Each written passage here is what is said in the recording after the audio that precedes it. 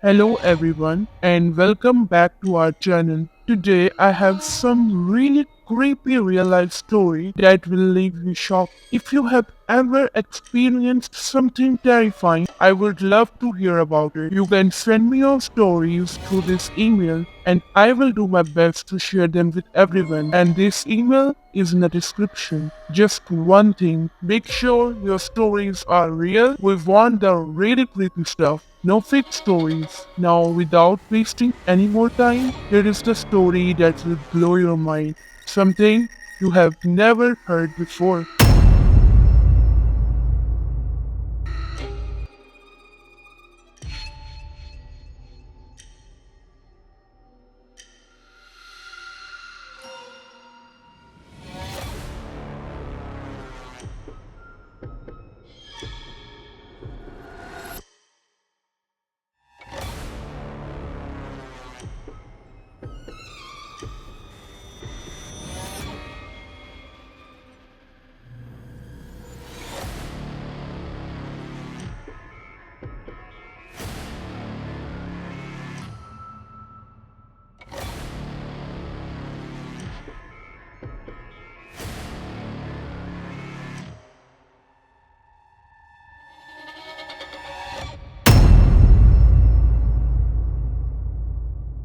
This is one of the creepiest real life mysteries of all time.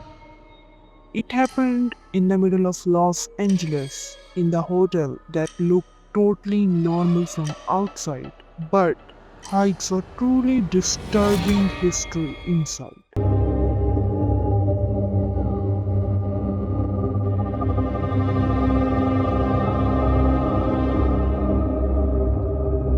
In January 2013, Elisa Lam, a 21-year-old university student from Canada, decided to take a solo trip to California.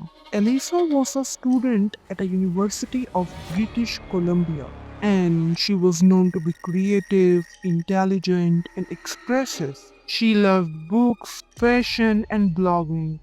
She had a Tumblr blog where she shared her deep personal thoughts, outfits, and travel plans. She was also struggling with the mental health issues, particularly bipolar disorder and depression, which she was very open about online. But her parents supported her decision to travel as long as she checked in with them every day. Her travel plan included visiting San Diego, Los Angeles, Santa Cruz, and other West Coast cities. She was traveling by herself using buses and trains and posting about her experiences on social media. In fact, her Tumblr page was updated almost daily with photos and diaries like posts, including the one where she mentioned wanting to get out of her own head. On January 26, 2013, she arrived in the Los Angeles and checked into the hotel she found affordable online, the Cecil Hotel. She had no idea what kind of place it really was. The hotel is located in a downtown Los Angeles. It opened in 1924, built with the beautiful architecture meant for the business traveler and tourist. It had a marble floors, grand pillars, and 700 rooms. But over time, the area around it, called Skid Row, became filled with crime, homelessness, and drug addiction. And soon, the hotel itself became linked with unimaginable darkness. By the 1930s, during the Great Depression, the hotel became the sport for suicides. The media even started calling it the Suicide Hotel. After multiple guests jumped from the upper floor windows, there were many incidents happened. Very disturbing incident happened on that hotel.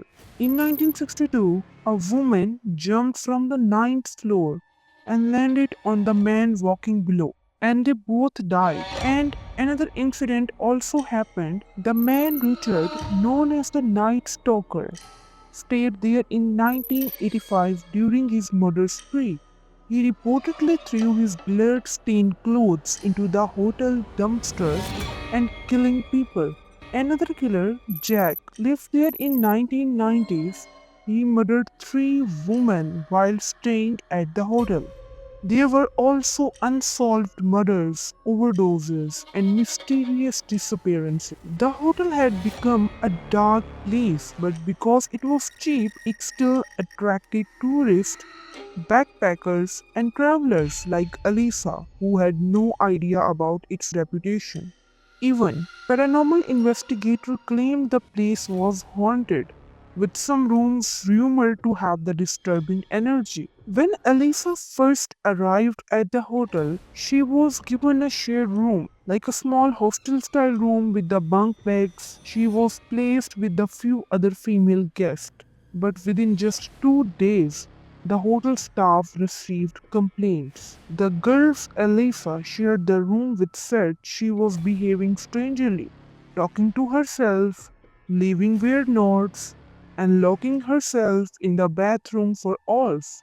Because of this, the hotel moved her to the private room. Now, here what's the strange started. This behavior was not new.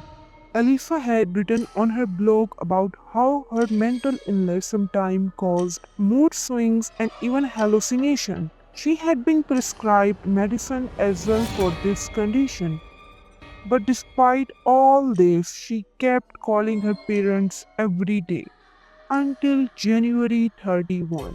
On that day, she missed her call, and that's when her parents knew something was wrong. Elisa was supposed to check out of the hotel on January 31, 2013, and head to the Santa Cruz next. Her family expected her call or message, but there was the silence.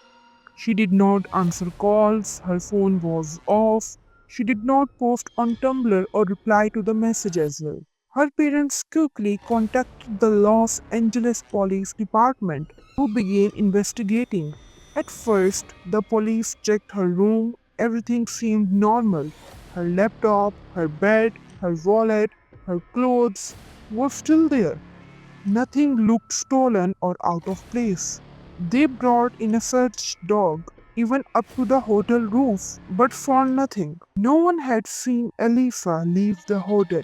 The CCTV was the last option, and the what it showed was terrifying. The police released the hotel's elevator footage from the February 1, the day after Elisa went missing. In the 4-minute video, Elisa is seen entering the elevator wearing a red hoodie, a grey t-shirt, and a black shorts. She presses several buttons, almost all the floors.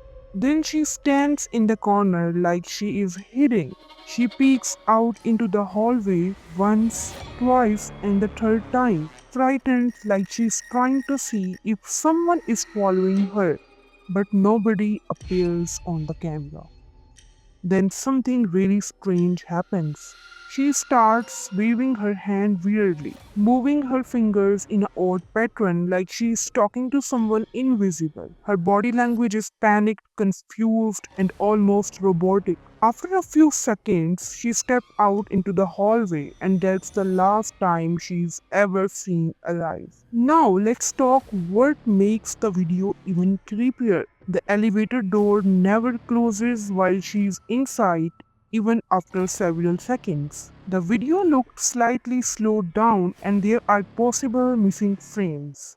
And no one is seen on the footage at all. The video went viral with millions of views, and people around the world also terrified. Paranormal experts said she looked possessed. Some claimed she was playing the elevator game, a supposed ritual to enter another dimension. Whatever the truth was, it was clear something was very, very wrong. For 2 weeks after Elisa disappeared, hotel guests stayed in their rooms, drinking the water, using it to brush their teeth, shower, and even cook food. Then the complaints started. Guests reported that the water pressure was low, the water was discolored, and it had a strange smell and taste. One couple said the water came out black at first, then turned clear. Another said it tasted sweet and rotten at the same time. The hotel maintenance worker was sent to check the rooftop water tank. What he found changed the investigation completely. Santiago climbed a metal staircase to the top of the hotel, unlocked the alarm rooftop door, and reached the fourth water tank. One of the lids was slightly open. He climbed up, looked inside, and saw something floating. It was Elisa Lam's naked body, face up, lifeless. Her clothes, the same one from the elevator video, were found floating beside her. Her watch and the room key were also inside. There were no sign of injury, but the scene was disturbing. The water tank was around 10 feet tall and very hard to climb into.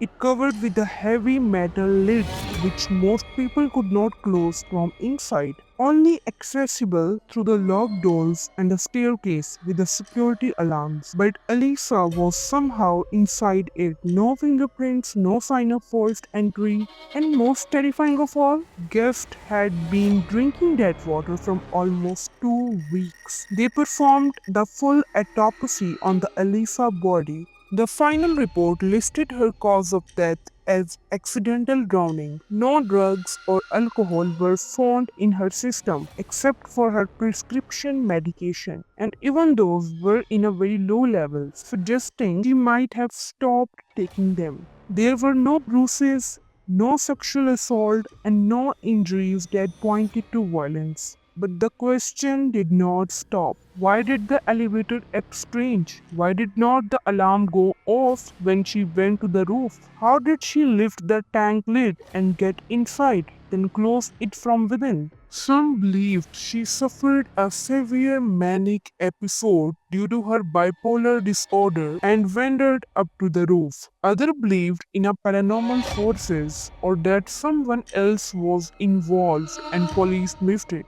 Many Reddit users pointed to the editing glitches in the elevator footage, claiming the hotel may have cut someone out, maybe a killer. No theory was ever proven, but the doubt never left. Elisa's family filed a wrongful death lawsuit against the hotel, claiming that it failed to secure the roof and protect its guests. But the court ruled in the hotel's favor, saying there was not enough evidence of negligence. The hotel shut down shortly after. It reopened years later under a new name, Stay on Main, trying to escape its dark past. In 2001, Netflix released a documentary called Crime Scene: The Vanishing at a Cecil Hotel, diving into the case, the internet theories, and truth about the building. But to this day, the mystery of Elisa Lam still haunts people around the world. There's something about the way she looked in that elevator, scared,